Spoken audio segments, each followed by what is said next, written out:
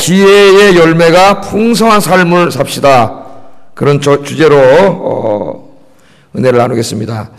이 바울 서신을 읽어보면 갈라디아서 5장에 성령의 열매, 성령의 열매는 우리가 익숙한데 지혜의 열매 그러면 좀 낯설죠?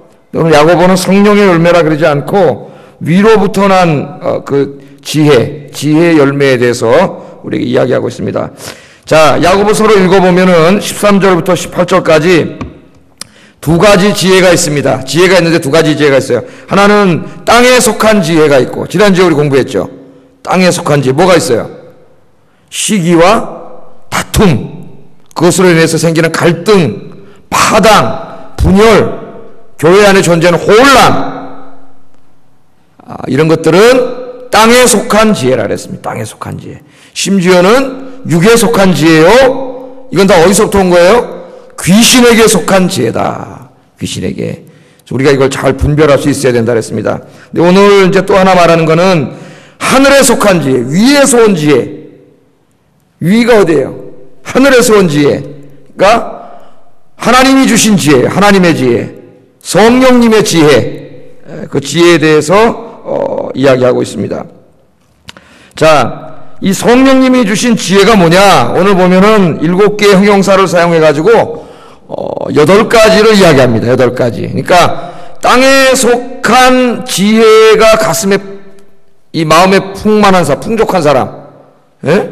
그런 사람은 자기가 아무리 믿음이 좋다 그러고 뭐 대단한 사람인 것처럼 얘기해도 그 사람은 뭐예요? 귀신에게 속한 사람. 왜? 삶으로 뭐가 나타나요? 시기와 다툼과 분열과 파단과 맨 이런, 예? 교회를 혼란시키고 이런 게 나타나는 사람은 자기가 아무리 믿음이 좋다 그래도 행위를 보면 알 수 있다 그랬죠.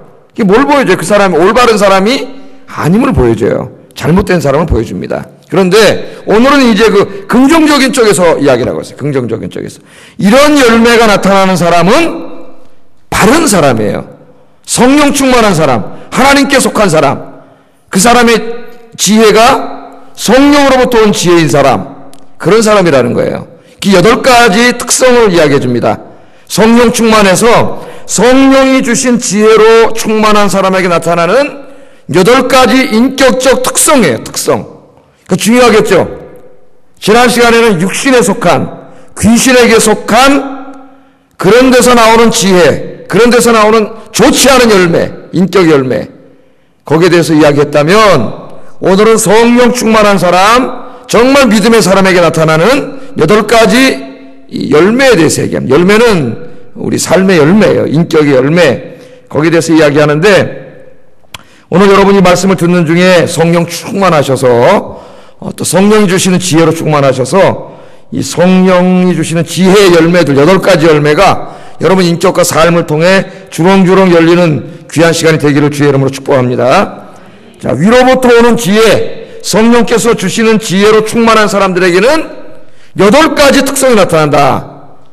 먼저 자기를 점검하세요. 오늘 말씀을 통해서 자기, 그 다음에 다른 사람을 분별하는 데 사용하세요. 분별. 판단하고 비방하라는 게 아니라 저 사람이 옳은 사람인지 아닌 사람인지는 최소한도 분별할 수는 있어야 돼요. 분별할 수는 있어야 돼요. 이 8가지를 보면은 안다는 거예요. 17절을 한번 읽어보겠습니다. 17절 시작. 관용하고 양순하며 긍휼과 선한 열매가 가득하고 편견과 거짓이 없나니, 그렇게 이야기하고 있습니다. 그래서 어떻게 보면은 갈라디아서 5장에 나오는 성령의 열매하고 좀 비슷하지만은 내용이 상당히 달라요. 그래서 그 성령이 충만할 때 나타나는 인격의 그 양상들을 공부할 때 함께 공부하면은 좀 보충이 될 수 있습니다. 보충. 이 성령의 열매에서 다루지 않는 부분들이 지혜의 열매에서 여기 나오고 있어요. 첫째는 뭐라고요? 성결하고 그랬습니다.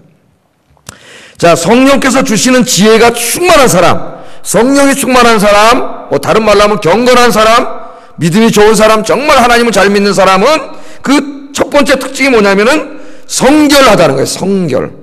성결하다는 말은 하그노스라는 말을 번역한 건데 이거는 흠이 없이 깨끗한 겁니다. 순결하다고 할 때도 쓸 수 있고 아주 순수한 깨끗한, 흠이 없는 그런 뜻이에요. 그래서 이것은 도덕적으로, 영적으로 흠이 없는 상태입니다.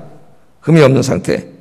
그래서 이 사도 바울이 빌립보 교인들에게 이 권면을 하면서 어디에 가서 무엇을 하든지 그리스도인들은 항상 자신을 성결하게 해라. 빌립보서에는 깨끗하게 해라 그랬는데 같은 말이에요. 그렇게 말을 해서 같이 한번 읽어보겠습니다. 빌립보서 4장 8절 시작. 무엇에든지 경건하며 무엇에든지 오르며 무엇에든지 정결하며. 이 정결이 우리 지금 여기 야고보서에 나오는 성결, 이게 똑같은 말이에요. 하그노스인데 번역을 좀 일관성 없게 했어요. 우리말 성경에 같은 말이에요. 같은 말. 그러니까 무엇에든지 하그노스, 정결해라, 깨끗해라. 그러니까 그리스도인들은 어디에 가서 뭘 하든지 항상 하그노스 해야 된다는 거예요. 성결해야 된다. 깨끗해야 된다. 영적으로 도덕적으로 흠 없이 그렇게 살아야 된다. 그렇게 이야기합니다. 그게 뭔가, 그게 어떻게 사는 게 도대체 점도 없고 흠도 없이 그렇게 하나님 앞에 영적으로 도덕적으로 깨끗하게 사는 것인가? 그것을 잘 비유로 설명한 내용이 성경에 있습니다. 바울이 이 비유로 설명을 했는데 고린도후서 11장 2절이에요. 여기를 이 말씀을 보면 성결하다는 게 뭔가, 하나님 앞에 정결하다는 게 뭔가 그걸 알 수가 있어요. 고린도후서 11장 2절 같이 한번 읽어보겠습니다. 시작. 내가 너희를 정결한 처녀로 한 남편인 그리스도께 드리려고 중매함이로다. 아멘. 여기 이 정결한 처녀, 그럴 때 그 정결한이 하그노스에 같은 말이에요. 같은 말. 그러니까 사도 바울이 지금 목회를 하지 않습니까? 저도 목회를 하고 여러분들이 여기 계시잖아요. 사도 바울이 자기 이 양들에게, 이 회중들에게 뭐라 그래요? 내가 너희를 그리스도께 중매한대요. 중매는 누구한테 하는 거예요? 신랑한테 이제, 그러니까 여러분들은 신부예요, 신부. 처녀예요, 처녀. 비유를 그렇게 했어요. 그래서 신랑이신 그리스도께 중매하는데, 중매할 때는 중매쟁이가 아무나 중매하면 안 되겠죠. 누구로 정매를 해야 돼요? 정결한 처녀, 깨끗한 처녀, 아주 이게 뭐라 그래요? 아주 순백한 처녀, 그런 흠도 없고 점도 없는 그런 처녀로 한 남편인 그리스도께 너희를 중매하려고 한다. 그게 목회라는 거예요. 그러니까 제 목회의 목적이 뭐예요? 여러분들이 신랑 되신 그리스도 예수님의 신부인데 여러분이 신랑 되신 예수님을 만날 때까지 제가 여러분을 영적으로 도덕적으로 정결하게 만드는 것, 그게 자기 목회의 목표라는 거예요. 사도 바울이. 그게 목양의 목표예요. 그러니까 저는 여러분 한 사람 한 사람에 대해서 영적으로 도덕적으로 책임이 있어요. 하나님 앞에. 이 목회자가. 여러분의 잘못은 내가 잘못한 거예요. 내가 잘못 가르치고 그런 거예요. 오늘 그렇게 얘기하잖아요. 여기에 정결한 처녀. 그럼 정결한 의미를 알겠죠, 여러분. 정결한 처녀. 유대 사회에서는 결혼하기 1년 전에 정혼을 합니다. 우리나라 이제 약혼이라는 말이 있는데요. 우리나라 약혼하고는 좀 달라요. 우리나라 약혼은 법적인 구속력이 없어요. 그냥 약혼식 그냥 했다가 파혼하면 그만입니다. 그런데 유대인들은 달라요, 이 정혼이. 결혼하기 1년 전에 정혼을 해요. 그러면 법적인 효력이 있습니다. 나뉘어질 수 없어요. 이미 결혼한 거나 마찬가지예요. 단 남편하고 함께 살지만 않는 거예요. 합방만 안 한 것이지 결혼한 거랑 똑같은 법적인 구속력을 가지고 있어요. 그러니까 1년 전에 정혼을 하고 1년 후에 남편하고 합방하는데 그동안 1년 동안은 어떻게 해요? 남편 만날 때까지 기다리는 거예요. 그게 정혼이에요. 지금 여기 바울이 든 비유가 바로 그 비유입니다. 그럼 1년 동안 어떻게 해야 돼요? 이 여인은 이전에는 무슨 동네 남자친구하고 재밌게 놀기도 하고 쎄쎄쎄도 하고 그랬다 하더라도 이제 정혼한 다음에 어떻게 돼요? 그렇게 하면 안 된단 말이에요. 그렇게 하면 안 돼요. 이제는 자기는 정혼했어요. 한 남편의 합방은 안 했지만 아내가 된 거예요, 법적으로. 그러니까 이제는 순교를 지켜야 된다는 거예요. 순교를. 정숙한 삶을 살아야 됨을 이야기합니다. 약혼한 후에는 절대로 다른 남자들에게 한눈 팔아서는 안 되고 오직 자기의 남편 될 사람만 바라보며 살아야 되는 거예요. 이 정결한 처녀로 내가 중매한다는 게 그 말이에요. 그러니까 정혼했죠. 1년 후에 남편 만나죠. 지금 여러분 예수 믿었죠. 좀 이따 이제 언제인지 모르지만 예수님 만나잖아요. 똑같아요. 이게 지금. 그때까지 여러분이 영적으로 도덕적으로 정결해야 돼. 정혼한 여인이 모든 이런 면에서 남편 만날 때까지 순결해야 되는 것처럼 여러분이 영적으로 정결해야 된다는 거예요. 우리 그 마태복음에 보면은 이 이야기가 나옵니다. 그 요셉과 마리아가 정혼했죠. 정혼했어요. 그런데 요셉이 가만히 들어보니까 자기랑 정혼한 마리아가 임신했다는 소식이 들려와요. 정혼했는데 그럼 여자는 어떤 여자예요? 정결한 여자예요? 불결한 여자예요. 이거 돌멩이 맞아 죽어요, 대사에서는. 그런데 요셉은 의로운 사람이라 가지고 그렇게 공적으로 처리하지 않고 어떻게 가만히 그냥 이 정혼을 이렇게 없애려고 했어요. 예, 파기시키려고 그랬는데 그때 천사가 찾아와서 그 두려워하지 말라 그랬죠. 그는 성령으로 잉태한 것이지 불결한 여자가 아니다, 마리아는. 그렇게 얘기를 해주지 않았습니까? 바로 그걸 생각해 보면 지금 이 내용이 뭔지 우리가 정확하게 알 수가 있습니다. 여러분, 우리 성도들은요, 신랑 대신 예수님과 정혼한 사이예요. 여러분, 정혼한 사이. 믿습니까? 정혼한 사이. 한눈 팔면 안 돼요. 똑같아요. 남편과 정혼한 여인이 1년 동안 한눈 팔지 않고 순결을 지키고 남편만 기다리며 바라보며 사는 것처럼 예수 믿는 사람들이 그래야 된다는 거예요. 그래야 된다는 거예요. 이 약혼과 결혼 사이 기간 동안에 신부인 성도들에게 중요한 것은 영적인 순결을 지키는 겁니다. 정혼한 여인이 다른 남자 만나고 댕기고 바람 피고 댕기고 그러면 안 되겠죠? 그럼 그건 끝난 거예요. 그 결혼이 끝난 거예요. 그러니까 이제부터는 우리는 예수님에게 영적인 순결을 지켜야 돼요. 세상은 다른 남자와 같아요. 다른 남자인 세상과 가늠하지 않고 오직 신랑이신 예수 그리스도만 바라보고 사는 것, 그게 바로 뭐냐면은 성결하고, 그 말이에요. 성결하고 정결하고 그 말이에요. 그래서 성경에 보면은 하나님과 성도들의 관계를 비유할 때, 비유로 설명할 때 구약 성경에 보면은 하나님은 남편이고 성도들, 이스라엘 백성들은 뭐예요? 그게 부인. 그렇게 비유로 많이 설명하죠. 선지서를 읽으면 그런 비유로 많이 설명을 해요. 또 신약 성경에서 보면 예수님께서도 남편을, 이 성도들을 신부로, 예수님을 남편으로 그렇게 많이 설명을 하고 있습니다. 구약의 대표적인 이야기는 호세아서에 나오잖아요. 호세아서에. 예? 이스라엘 백성들이 하도 죄짓고 세상에 나가서 영적으로 간음하고 우상 섬기고 그러니까 하나님이 선지자 호세아를 불러가지고 결혼을 하라. 누구랑 결혼하라 그랬어요? 고멜이라고 하는 여자랑 결혼해라. 근데 고멜이라는 여자는 정결한 여자가 아니에요. 이 여자는 몸 파는 여자예요. 그런데 그 여자랑 결혼을 하래요, 하나님이. 그래서 결혼을 했어요, 호세아가. 이게 아기까지 났어요. 근데 어느 날 호세아가 나갔다가 돌아오면 집에 없어요, 이 여자가. 옛날 생각이나 또 나가서 술집에 가가지고 또 그러고 살고 있는 거예요. 그러면 호세아가 가서 또 데리고 와야 돼. 왜? 하나님 데리고 오래. 가서 데리고 용서하고 살으래요. 그럼 어떻게 용서하고 살아요? 근데 하나님 용서하고 살으니까 또 데려오는 거예요. 그런 일이 호세아서 읽어보면 몇 번 있어요. 어느 날 또 나가가지고 다른 남자 품에 안겨있는 그 여자를 자기 마누라라고 그걸 하나님 찾아오라고 다시 찾아갖고 집에 오는데 하나님께서 호세아에게 뭐라 그러냐면, 호세아야, 네 마음이 내 마음과 똑같다. 그렇게 말씀했잖아요. 다른 남자 품에 가서 안겨있는 그 불결한 부정한 여자를 다시 데려와야 되는 그 남편의 마음이 어떻겠습니까, 여러분?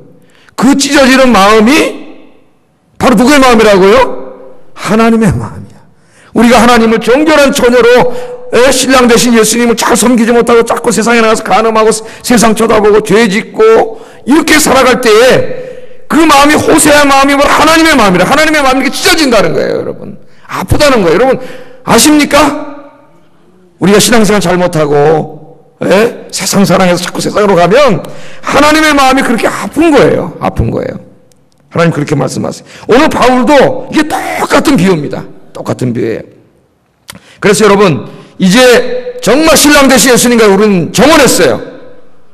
주님 재림하실 때 우리 주님 앞에 가서 다 영적인 결혼식을 다 올리게 되는데, 그때까지 여러분 한눈 팔지 말고 오직 예수님께만 집중하시기 바랍니다. 사랑하는 사람은 어떻게 해요? 사랑하면 둘이 집중해요. 사랑 안 하면 어떻게 해요? 한눈 팔아야 자꾸 지나가다가 부인하고 지나면 딴 여자 쳐다보고 딴 남자 쳐다보고, 이게 한눈 파는 거예요. 어떻게 사랑하면은 집중하고 서로에게 관심 갖고, 그죠? 이거를 깨려는 자가 있어요.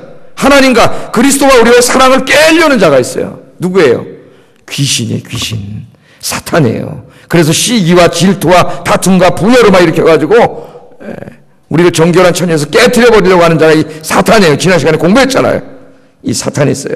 때로는 돈으로 유혹하고 성공과 출세로 유혹하고 쾌락과 명예로 유혹하고 지나친 이기주의, 자기 사랑으로 유혹하고 거짓 복음으로 유혹합니다. 예수님보다 돈을 더 사랑하게 하고 성공과 출세를 더 사랑하게 하고 쾌락을 더 사랑하게 하고 십자가보다 신비한 체험을 더 사랑하게 해요. 여러분, 우리 마음속에 예수님보다 더 사랑하는 것, 더 많이 생각하는 것, 더 친밀한 거 있습니까? 그럼 우리가 세상과 간음하고 있는 거예요. 왜? 예수님 우리 신랑인데 내가 예수님보다 더 사랑하고 더 친밀하고 더 바라보고 내 마음속을 더 장악하고 있는 거 있으면 그게 다 우상이고 간음하는 거예요. 세상과 간음한 거예요. 여러분, 예수님 앞에 정결하고 순결한 신부로 설 날까지 세속에 물들지 말고 죄악에 물들지 말고 오직 기도와 말씀으로 자신을 깨끗하게 하는 정결한 그리스도의 신부들이 되기를 주의 이름으로 축복합니다. 그래서 요한일서 3장 3절에 사도 요한이 이렇게 이야기했어요. 같이 한번 읽어보겠습니다. 시작. 그의 깨끗하심과 같이 자기를 깨끗하게 하느니라. 아멘. 주님을 향하여 이 소망을, 천국에서 신랑 되신 주님을 만날 그 소망을 가진 자마다 어떻게 한다고요? 자기를 깨끗게 해. 근데 누구처럼? 예수님이 그렇게 하신 것처럼. 신랑 되신 예수님도 우리를 위해, 신부를 위해서 자신을 깨끗하게 하셨다는 거예요, 영적으로. 그렇게 하신 것처럼 우리도 어떻게 하라고요? 자신을 깨끗하게 한다. 그러니까 그 소망을 가진 자는 자신을 깨끗하게 한다는 거예요. 순결한 신부로 자신을 주님께 드리기 위해서. 그래서 여러분, 성령 충만한 사람의 첫 번째는 바로 이 성결이에요. 순결, 정결, 뭐 다 같은 말이에요. 영적으로, 도덕적으로 정결한 여러분 되시기를 주의 이름으로 축복합니다. 두 번째, 성령의 지혜로 충만한 사람의 두 번째 특징은 화평이라 그랬어요. 화평. 자, 다시 한번 17절 읽어보겠습니다. 시작. 줄 쳐놨어요, 제가. 여기 줄이 안 쳐있네. 시작. 다음에 화평하고 관용하고 양순하며 긍휼과 선한 열매가 가득하고 편견과 거짓이 없나니. 두 번째가 뭐라고요? 화평하고. 사실 이제 이 8가지 중에서 오늘 본문에 화평은 2번 나옵니다. 18절에 또 한 번 설명을 해요. 그래서 이 화평이 핵심이라고 볼 수가 있어요. 왜? 교회가 지금 갈라져 있잖아요. 시기와 다툼으로 서로 싸우고 갈등하고 혼란에 빠져 있지 않습니까? 그래서 제일 먼저는 그게 주님을 향한 성결을 잃어버렸기 때문이고, 그 다음에 이제 바로 다루는 게 중요한 주제예요. 제일 화평이에요. 화평이 깨졌어요, 이 교회 지금. 여러분, 성령의 지혜로 충만한 사람은 갈등과 분열을 추구하지 않고 화평을 추구합니다. 이걸 잘 아셔야 돼요. 화평을 추구해요. 내가 성령 충만한 사람인가 아니면 귀신에게 휘둘리는 사람인가를 점검하려면 내가 지금 교회에서나 가정에서나 어디에서나 화평을 추구하는가 분열과 갈등을 추구하는가 자기를 보면 됩니다. 틀림없어요. 오늘 성경이 이렇게 이야기하고 있어요. 다른 사람을 분별할 때도 마찬가지예요. 누가 옳은가 안 옳은가를 볼 때 이 사람이 지금 교회에 하나됨과 평화를 추구하는지 자꾸 이런저런 말과 행동 때 갈등하고 분열하고 이런 걸 추구하는지를 보면 그 사람이 귀신에게 휘둘리는 사람인지 성령에 이끌림 받는 사람인지가 딱 드러나요. 이 분별을 못해요. 사람들이 성경에 이렇게 말씀해 주셨는데 딱 분별이 그대로 되는 거예요. 여러분, 성경에 뭐라 그랬어요? 하나님은 무질서와 혼란의 하나님이 아니요 화평의 하나님이라 그랬습니다. 고린도전서 14장 33절 34절 한번 읽어보겠습니다. 시작. 모든 성도가 교회의 삶과 같이 여자는 교회에서 잠잠하라. 아이고, 또 여자는 교회에서 잠잠하라 그랬네.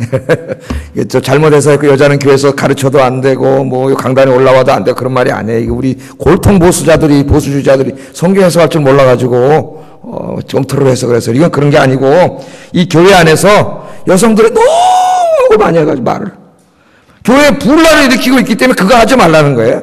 이 말이 교회에서 가르치지 말라는 말이 아니에요. 이 말을 잘못 이해해가지고 교단도 좀 신학이 더 성숙해서 좀 앞으로 여성 목회자 제도라든가 뭐 이런 데 좀 이렇게 문을 열어야 되는데 좀 답답한 면이 있어요. 자, 여기 보세요. 하나님은 무질서의 하나님이 아니시오 화평의 하나님이에요. 그런데 고린도교회 보면 지금 어떻게 하고 있어요? 여성들은 뭐를 많이 해요? 대단히 죄송한 말씀입니다만은 남자도 말을 많이 하긴 하지만은 남자보다는 여성이 더 말을 많이 한대요. 그러니까 교회 와서 뭐래요? 다 지난번에 말에 대해서 이미 공부했죠. 혀에 대해서. 이 지옥의 권세라, 지옥의 권세. 예? 이걸 많이 해가지고 그게 덕을 끼치는 말을 하면 괜찮은데, 은혜 받은 얘기, 기도 응답 받은 얘기, 전도하는 얘기, 이렇게 좀 이런 얘기를 하는 건 얼마든지 해도 괜찮아요. 그런데 요 혀로 뭐래요? 화평을 깨는 얘기를 한단 말이에요. 자꾸 말 많은 사람은 하여튼 그거 해요. 예? 그래서 교회에서 뭐라 하는 거야? 화평을 깨지 말고 잠잠하라는 거예요. 잠잠하라. 가르치지 말라는 말이 아니에요. 예, 여성 목사 되면 안 된다. 그런 말이 아니에요. 이 말은. 예, 잠잠하라는 거예요. 자, 여러분, 어떤 사람이 교회 질서를 깨뜨리고 분열과 갈등을 일으키고 있다면 그는 성령에 속한 사람이 아닙니다.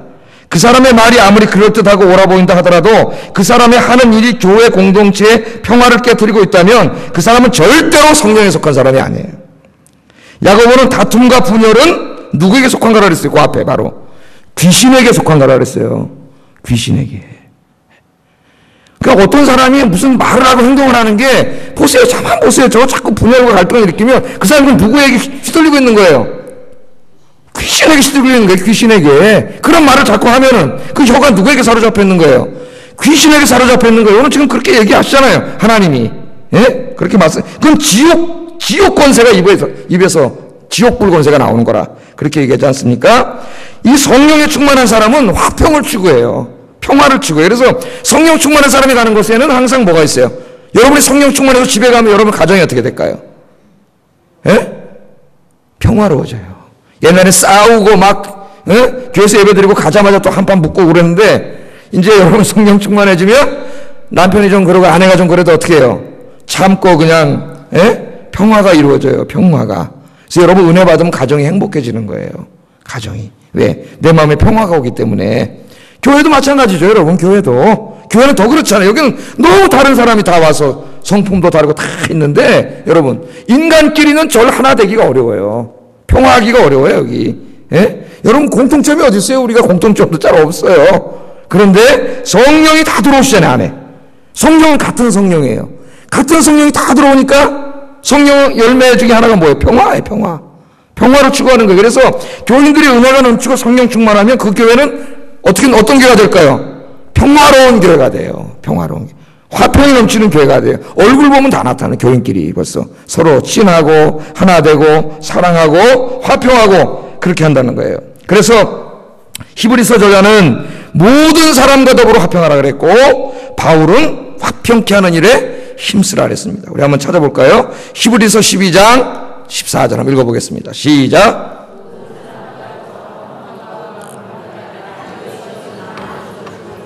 아멘. 누구랑 화평하라 그랬어요? 마음에 드는 사람하고만? 사랑하는 사람하고만 화평하라 그랬어요? 모든 사람. 좀 성마르고 좀 까다롭고 좀 그런 사람하고도, 여러분 은혜 받은 사람이 어때야 돼요? 은혜 받은 사람이 양보해야지 못하겠어요? 예? 은혜 받은 사람이 먼저 화평하라. 모든 사람과 더불어 화평하라. 또 로마서 14장 19절 읽어봅니다. 시작. 서로 덕을 세우는 일을 힘쓰나니. 자, 화평의 일을 어떻게 하라고요? 힘쓰라니요. 힘쓴다는 동사에다 한번 집중을 해보세요. 그냥 화평, 우리 교회가 좀 화평했으면 좋겠다, 그리고 가만히 앉아 있으라 그랬어요? 어떻게 하라 그랬어요? 우리 교회가 화평케 되기, 평화로운 교회가 되기 위해서 어떻게 하라고 여러분이? 힘쓰라 그랬어요. 힘쓰라 그랬어요. 왜? 이 힘 써야 돼요.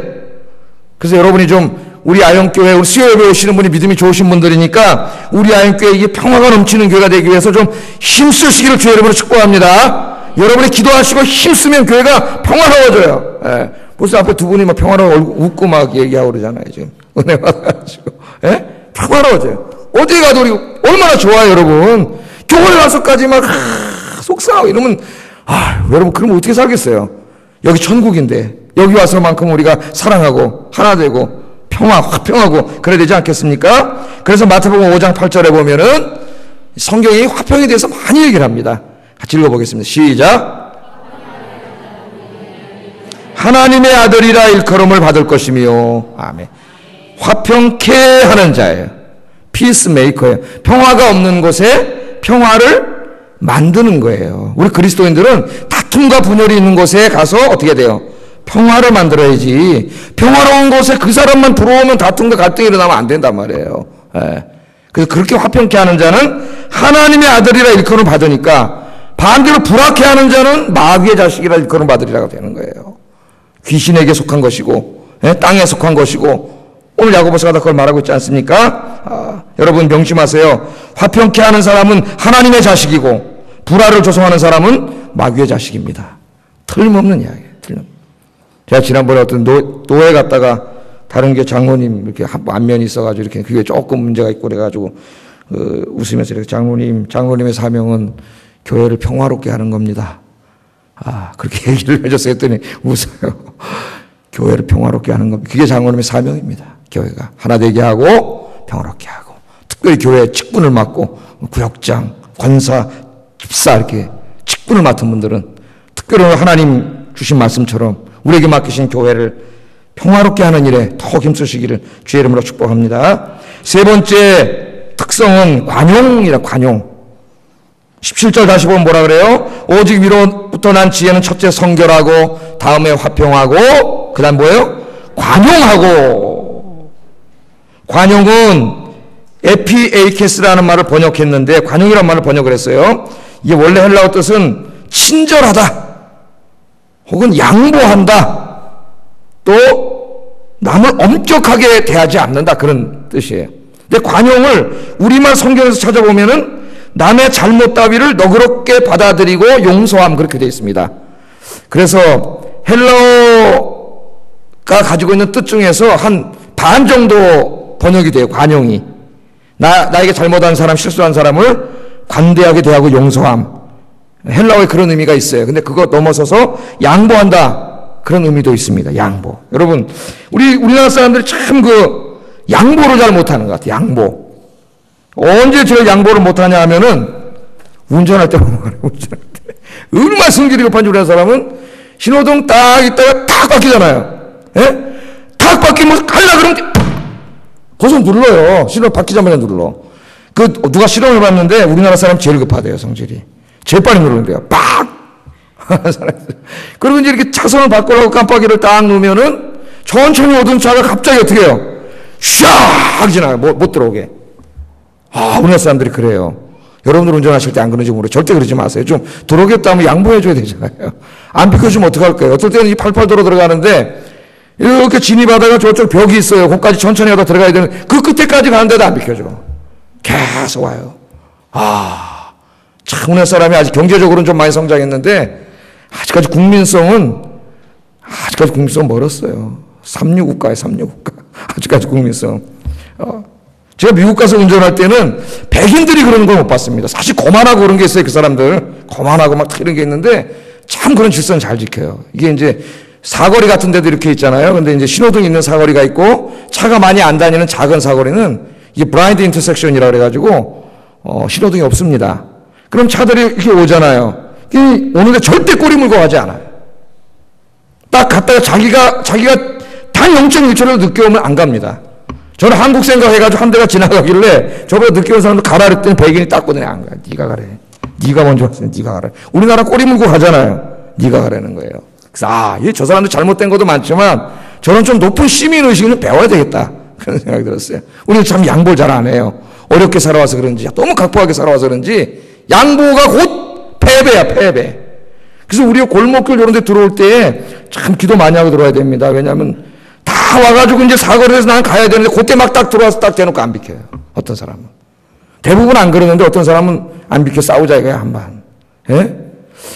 정말 성질대로 한번 내려가지고 한번 싸워야 되는데 그래서 뒤로 쭉 빼줘가지고 우리 교회 우리 황숙의 권사님이 저기 야탑동 분당에서 오세요. 88세인가 9세신데 참 건강 주셔서 감사해요. 근데 주일마다 봅니다. 제가 주일 내려 오셨나 안 오셨나 이 권사님 봐요. 거기 가서 뵈는데 목요일날도 오셨었어요. 전도하러 기도하러. 근데 요새 못 오시는 이유가 오시는데 거기서 차를 타면 분당에서 와 있는데 서서 오셔야 된다는 거예요.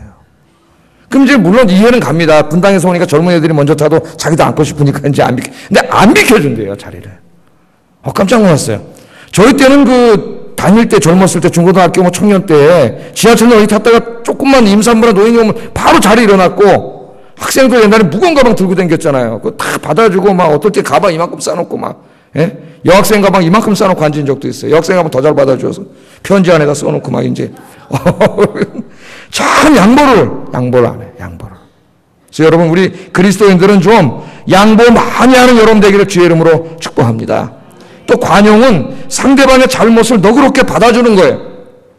교회 공동체 안에서 함께 생활하다 보면 다른 사람이 나의 기분을 상하게 하는 일이 벌어질 수 있습니다. 세상의 지혜는 뭐라래요?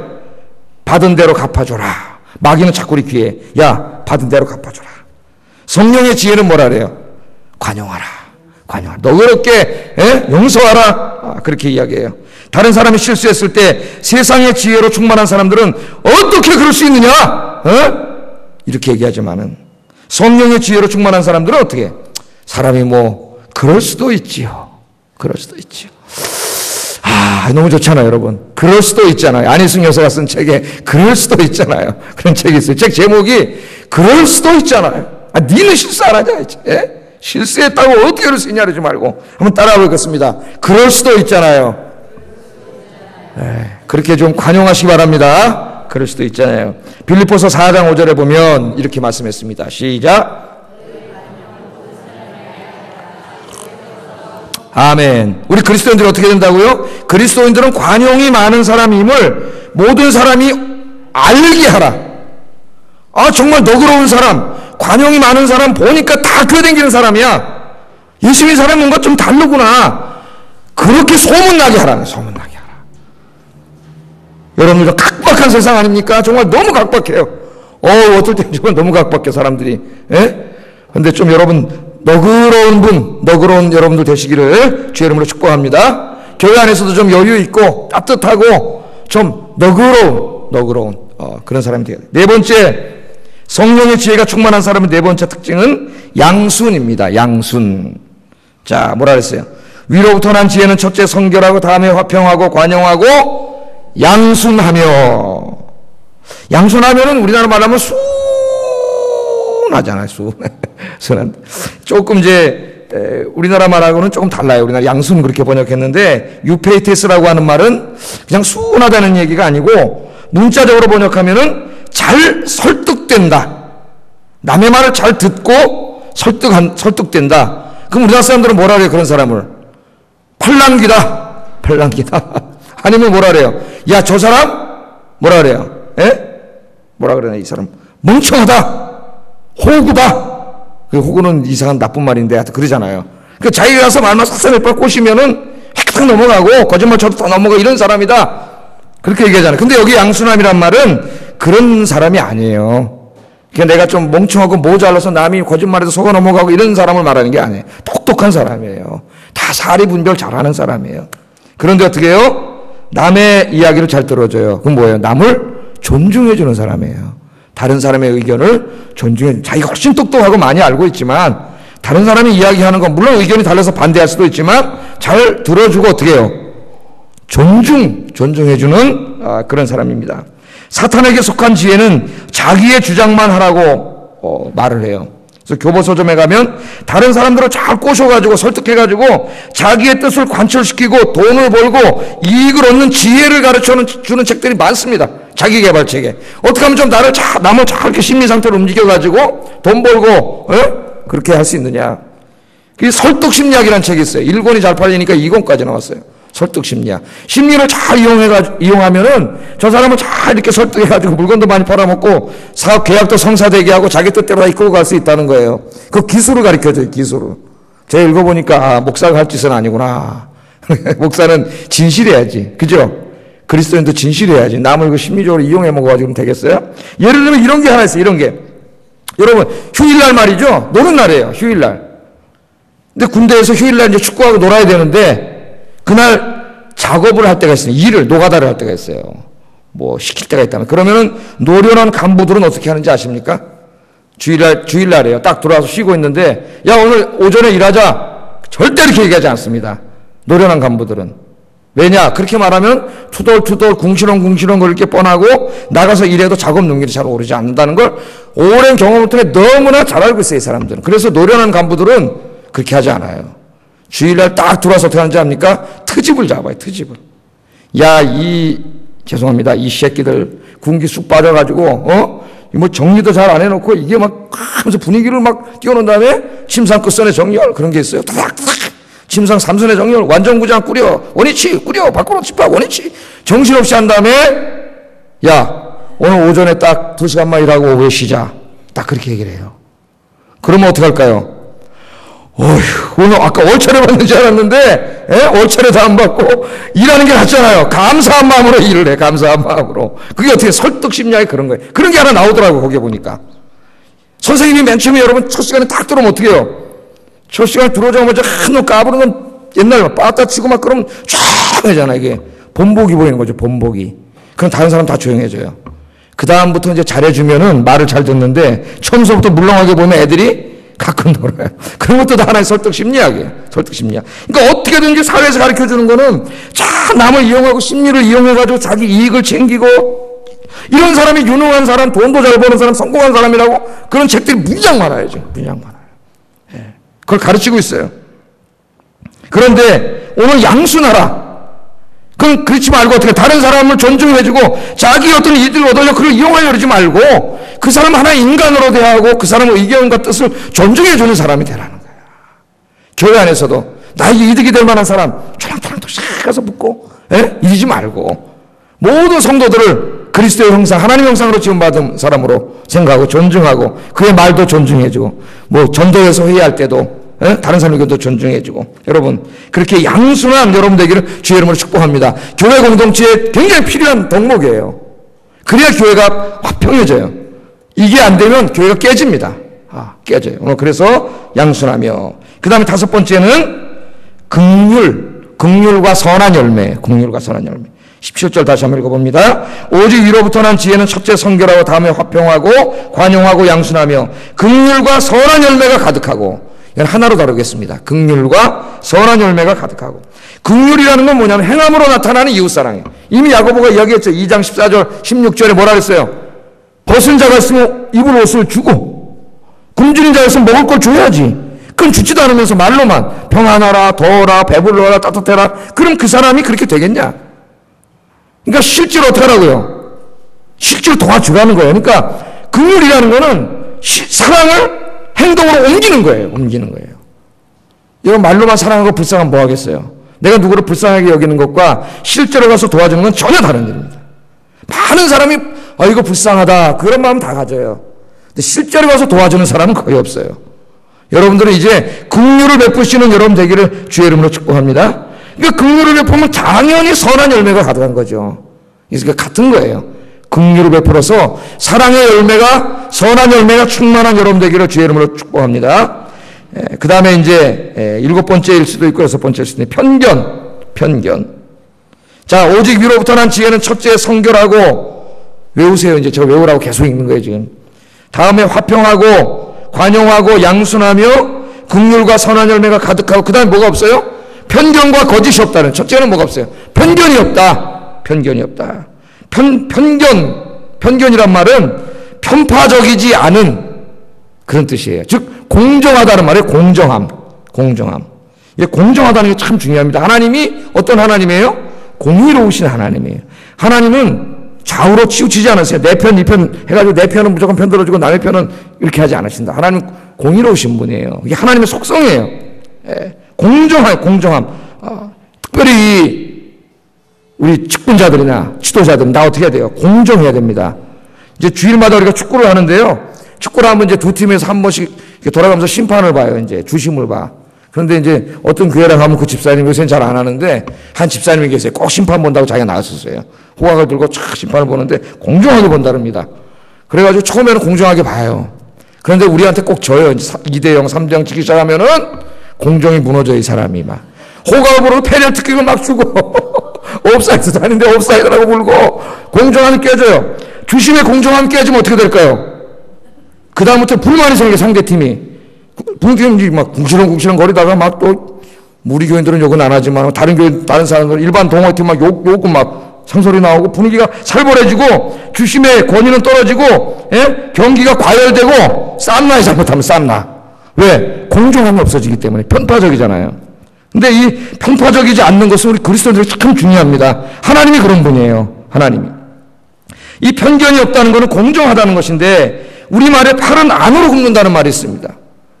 그래 안 그래요 여러분? 솔직히 팔은 안으로 굽잖아요 여러분. 그래서 사람들은 자기 가족, 자기하고 친한 사람, 자기에게 잘하는 사람에게는 더 관심을 갖고, 그래서 때로 공정함을 잃고 편파적이 될 때가 비일비재합니다.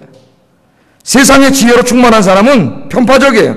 자기 편이라고 생각되는 사람, 자기에게 잘하는 사람은 큰 잘못을 해도 눈 감아줍니다. 변호해줘요. 뭐 그럴 수도 있지 뭘 그래, 그렇게 해줘요. 그런데 자기 편이 아니라고 생각하는 사람, 자기에게 조금 서운하게 한 사람은 조금만 잘못해도 용서하지 않습니다.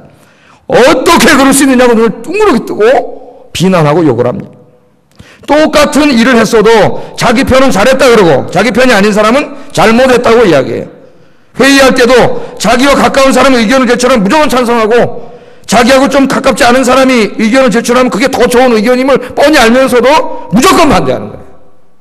편파적인, 공정하지 않은 거예요. 공정하지 않은 거예요. 그러나 성령의 지혜가 충만한 사람은 편파적이지 않습니다. 자기에게 잘하는 사람에게 고마운 마음이 있지만 그렇다고 그 사람이 잘못한 것까지 무조건 그 사람을 두둔하지 않습니다. 성령의 사람도 팔이 안으로 굽으려는 경향이 있지만 기도하면서 공정하려고 노력해요. 공정하려고. 여러분, 교회 안에서 편파성을 극복하지 못하면 교회는 분열되고 파당이 생기고 갈라집니다. 지금 야고보 교회가 그렇게 된 거예요. 성령의 지혜로 충만해서 여러분은 편파적이지 말고 늘 공정한 사람이 되기를 주의 이름으로 축복합니다. 공정하려고 노력을 하세요. 팔은 안으로 굽고 내 편, 나랑 가까운 사람, 나랑 친한 사람, 어떤 사람 좀 믿음이 있는 사람인 것 같은데도 그런 데 가면 어린애만도 못한 행동을 하는 사람들이 있어요. 깜짝 놀라요. 아, 저 사람이 저럴까? 저 정도 되면은 공정해야 되는데 그렇지 못하니 우리가 깜짝 놀란단 말이에요. 제일 중요한 거는 담임 목사에게 제일 중요하겠죠. 저게 뭐 더 잘하는 사람도 있고 다 잘하지만 뭐 좀 차이가 있지만 제가 다 공정하게 합니다. 똑같이. 예. 아, 정말이에요. 뭐 마음까지 100%다 그렇게까지 이제 솔직히 말 못하겠지만은, 예? I'm trying to 영어로 노력하고 있어요. 노력하고 있어요. 여러분, 우리 그리스도인들이 정말 하나님의 공의를 본받아서 나랑 아무리 가까운 사람, 잘해주는 사람 고마워요. 사실 고마운데 그렇다고 해서 그 사람이 잘못했는데도 이 사람은 잘했다고 그러면 안 되죠. 우리는 공정한 여러분 되시기를, 하나님 닮은 여러분 되길 주의 이름으로 축복합니다. 마지막으로 거짓이 없다 그랬어요. 거짓이 없다. 다시 17절. 오직 위로부터 난 지혜는 첫째 성결하고 다음에 화평하고 관용하고 양순하며 긍휼과 선한 열매가 가득하고 편견과 거짓이 없나니. 거짓이 없나니. 거짓이 없다는 것은 위선하지 않는다, 진실하다, 투명하다, 표리가 부동하지 않다, 그런 의미입니다. 세상의 지혜는 순간순간 자기의 유익을 위하여 위선하고 거짓말하고 속이고 진실하지 못합니다. 앞다르고 뒤다릅니다. 앞에서는 웃고 뒤에서는 욕하고 비방합니다. 인격이 파탄난 사람이에요. 파탄난 사람. 그러나 성령의 지혜로 충만한 사람은 거짓이 없습니다. 위선하지 않습니다. 보이는 모습이 전부 다예요. 투명한 사람이에요. 그냥 그 사람 그거예요. 그냥 내 앞에서 저 사람이 그거고 뒤에 가도 그거고. 여러분, 그럼 맨 처음엔 좀 불편할지 몰라도 나중에 참 신뢰가 가잖아요. 그 사람은 앞바퀴가 다르지 않아요. 표리가 부동하지 않아. 예? 다 투명해요. 그 사람은 진실해요. 그래서 신뢰할 수 있습니다. 신뢰는 금방 생기는 게 아니죠.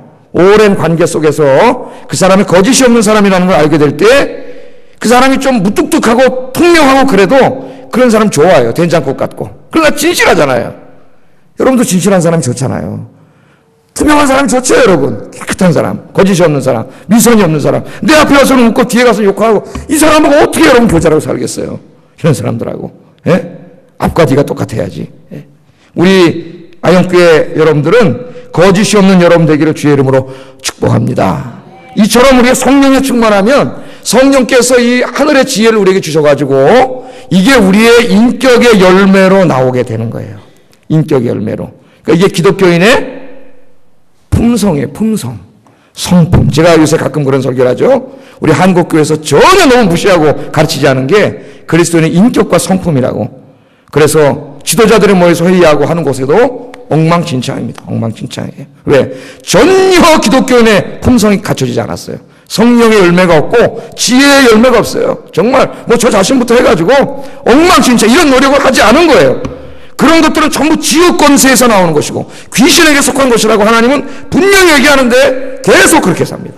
계속. 지금도 그래요. 뭐 총회를 열고 뭐 노예를 하고 뭐 어디 선교사들이 무슨 회의를 하고 모이면 싸움질하고 삿대질하고 난리가 나요. 전혀 기독교적인 품성이 갖춰지지 않은 그런 안타까운 모습을 봅니다. 그러나 성령이 그러니까 그 사람들은 교회는 오래 다니고 직분을 받고 뭐 다 됐지만은 성령 충만하지 않은 사람들이에요. 귀신에게 끌려다니는 사람들이에요. 성령 충만하면 절대 그렇게 되지 않는다.